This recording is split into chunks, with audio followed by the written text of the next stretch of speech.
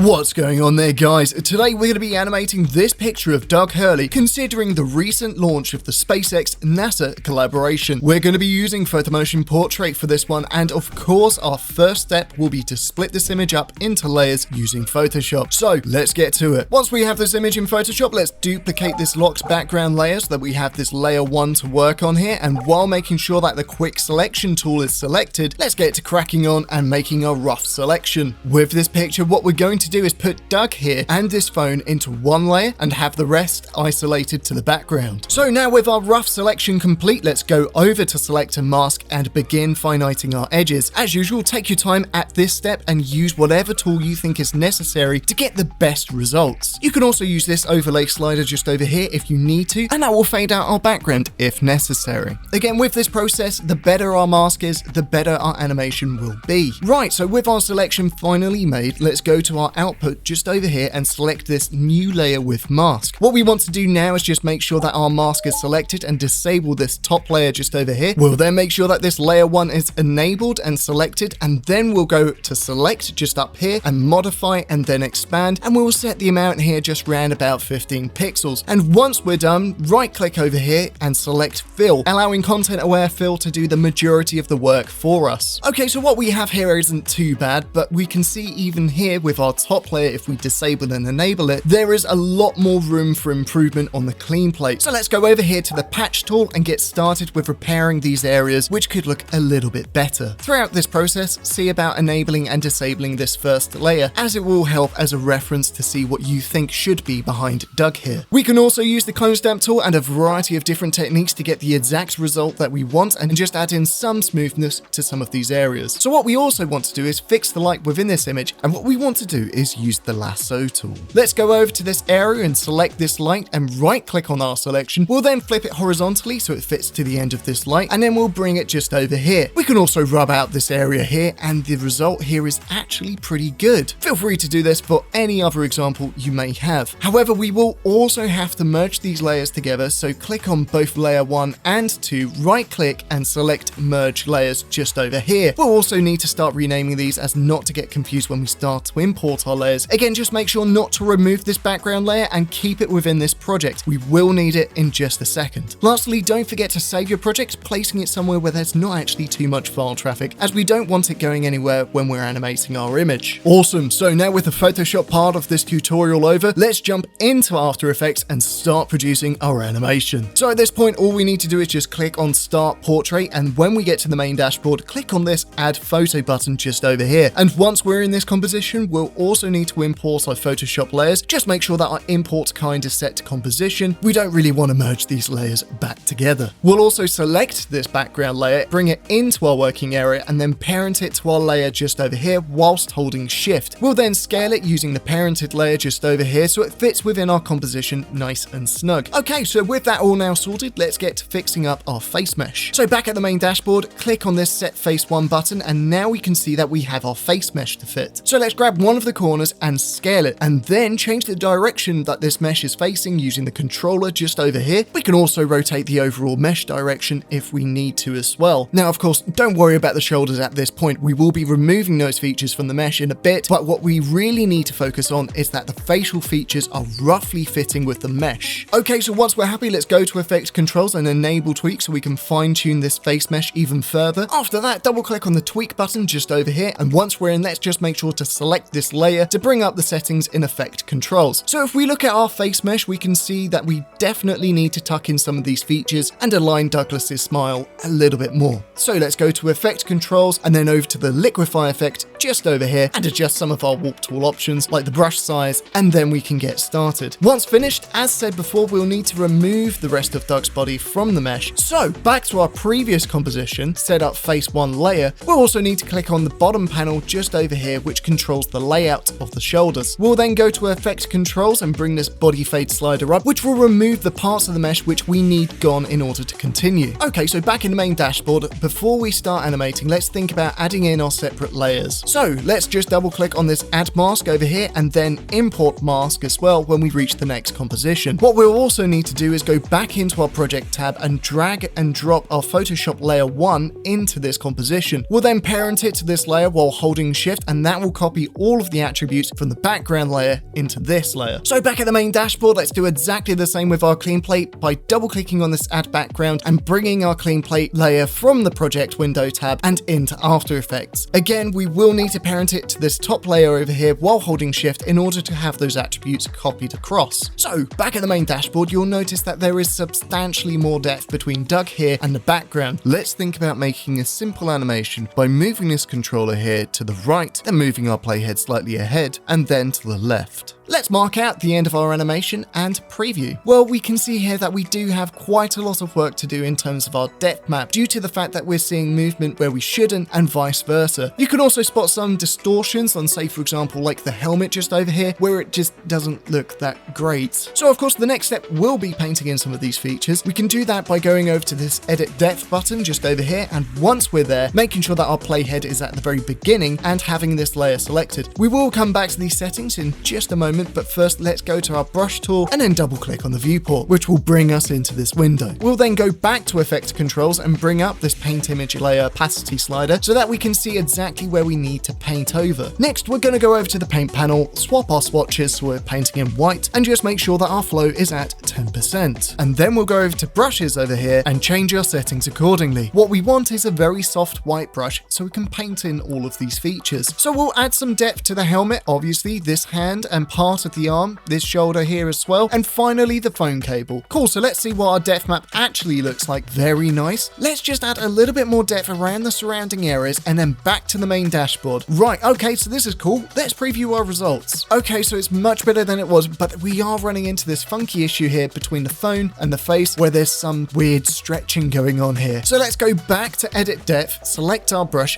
double click on our depth map, and in order to see what we've previously done, click on this drop down just next to view here and then select paint. And then we'll just get into painting this area here. Right, so now that our problem's fixed, let's see about experimenting around with our animation to get the best results. If we click on this icon on the controller, we can control the zoom here through effects controls, but we can also adjust these settings from down here from the composition layers, and we can animate some zoom into the animation. So let's exaggerate this movement to the left and then think about adding some rotation here and then changing the direction of the rotation by using the direction slider within effects controls. So this is okay. And now we have this slight rotation as well as the zoom into our animation. If we preview the animation now, it looks okay, but again, the more we exaggerate these movements because we're dealing with a depth map, the more it will distort our animation slightly. So we can definitely notice a few problems with the way our depth map is acting, which isn't so good. Let's take out some of the zoom and jump back into our depth map layer and fix this hand here. Okay, so to fix some of these problems, what we can do here is just add in some white on these points that just look a little bit distorted in our main animation. Alright, so if we're happy with the way our animation is acting, let's look at adding in some particles into the scene by going over to the settings button on the main dashboard and then clicking on this activate particles in effect controls. We'll also change the number of this particle type to 16 as petals aren't really going to fit this scene well. Okay, so these are quite nice. Let's change them so they're not popping out of our scene as much. Yeah, this will do quite nicely. So right now our animation is sitting at 30 frames, and if we want to control click on this frame count, we can change it to seconds and see that our animation actually lasts for 1 second. Obviously 1 second might be a little bit too short, so let's move our playhead to the 5 seconds point, mark out, and then we'll drag these keyframes over here to the 5 second point. So if we preview our animation now, we can see that it's coming along really quite nicely. So what we can also do is maybe add some more zoom here, bring more of an emphasis on Doug's face. Excellent. So what we'll do is tweak some of the animation